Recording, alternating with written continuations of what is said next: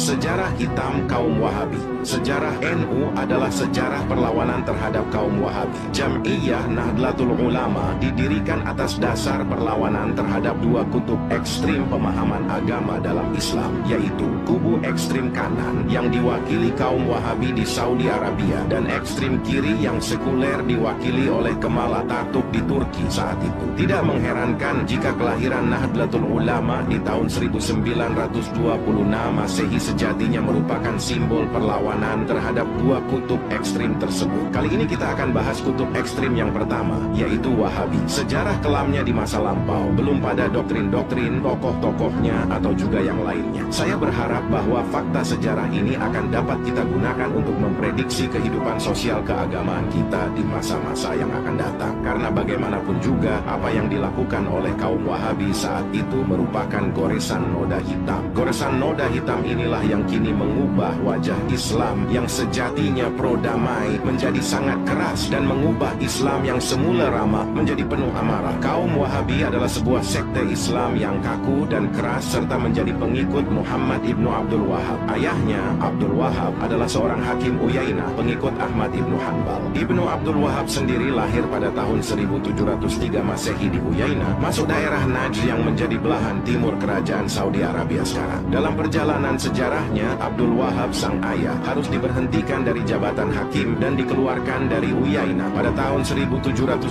Masehi karena ulah sang anak yang aneh dan membahayakan tersebut. Kakak kandungnya, Sulaiman bin Abdul Wahab, mengkritik dan menolak secara panjang lebar tentang pemikiran adik kandungnya tersebut. As-Sawa'iq al-Ilahiyah fi Ar-Rad al-Wahabiyah, Abdurrahman Wahid, Ilusi Negara Islam, 2009, halaman 62. Pemikiran Wahabi yang keras dan kaku ini dipicu oleh pemahaman keagamaan yang mengacu bunyi harfiah teks Al-Quran maupun Al-Hadis. Ini yang menjadikan Wahabi menjadi sangat anti tradisi, menolak tahlil, maulid Nabi SAW, barzanji, manaqib, dan sebagainya. Pemahaman yang literer ala Wahabi pada akhirnya mengeklusi dan memandang orang-orang di luar Wahabi sebagai orang kafir dan keluar dari Islam. Orang Wahabi merasa dirinya sebagai orang yang paling benar, paling muslim, paling soleh, paling mukmin, dan juga paling selamat. Mereka lupa bahwa keselamatan yang sejati tidak ditunjukkan dengan klaim-klaim Wahabi tersebut, melainkan dengan cara beragama yang ikhlas, tulus, dan tunduk sepenuhnya kepada Allah Subhanahu wa Ta'ala. Namun ironisnya, pemahaman keagamaan Wahabi ini ditopang oleh kekuasaan Ibnu Saud yang saat itu menjadi penguasa Najd. Ibnu Saud sendiri adalah seorang politikus yang cerdas yang hanya memanfaatkan dukungan Wahabi demi untuk meraih kepentingan politiknya belaka. Ibnu Saud misalnya meminta kompensasi jaminan Ibnu Abdul Wahab agar tidak mengganggu kebiasaannya mengumpulkan upeti tahunan dari penduduk Diriyah. Koalisi pun dibangun secara permanen untuk meneguhkan keduanya. Jika sebelum bergabung dengan kekuasaan, Ibnu Abdul Wahab telah melakukan kekerasan dengan membid'ahkan dan mengkafirkan orang di luar mereka, maka ketika kekuasaan Ibnu Saud menopangnya, Ibnu Abdul Wahab sontak melakukan kekerasan untuk menghabisi orang-orang yang tidak sepaham dengan mereka. Pada tahun 1746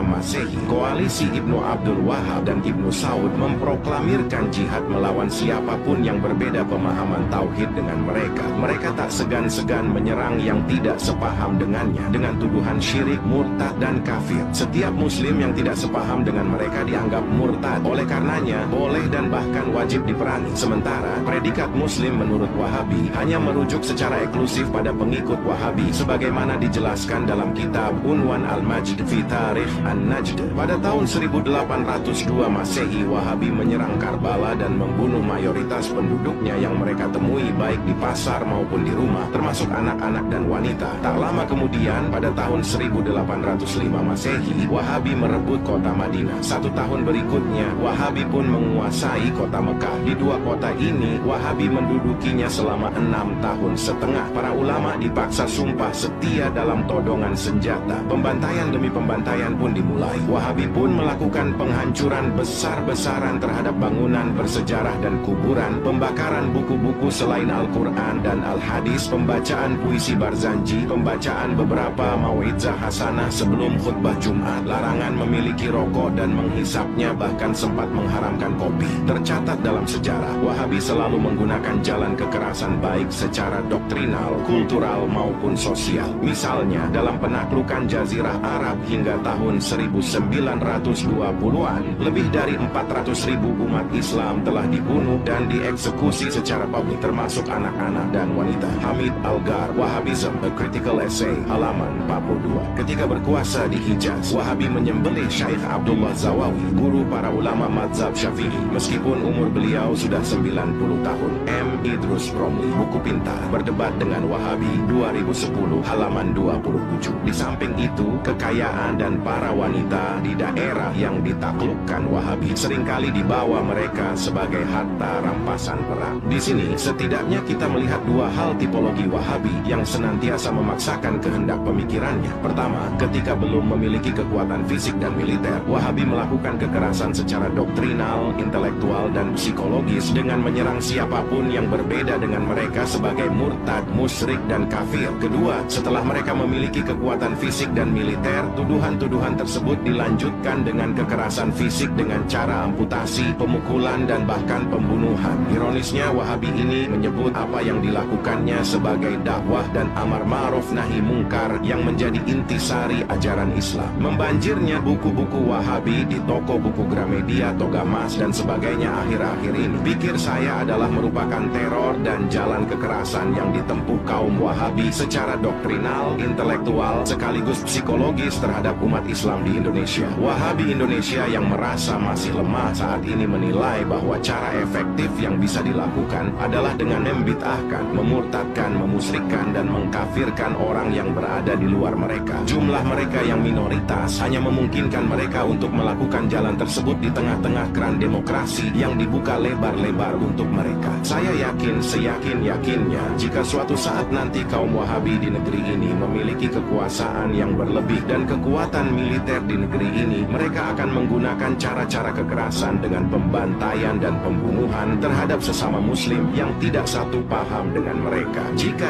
NU, Jam'iyah Nahdlatul Ulama, dan ormas lain yang satu barisan dengan keislaman yang moderat dan rahmatan lil alamin tidak mampu membentenginya, saya membayangkan Indonesia yang kelak menjadi Arab Saudi jilid kedua. Saya tidak dapat membayangkan betapa mirisnya jika para kiai dan ulama kita kelak akan menjadi korban pembantaian kaum Wahhabi, terutama ketika mereka sedang berkuasa di negeri ini. Na'udzubillah wa na'udzubillah min zalik. Wallahu a'lam.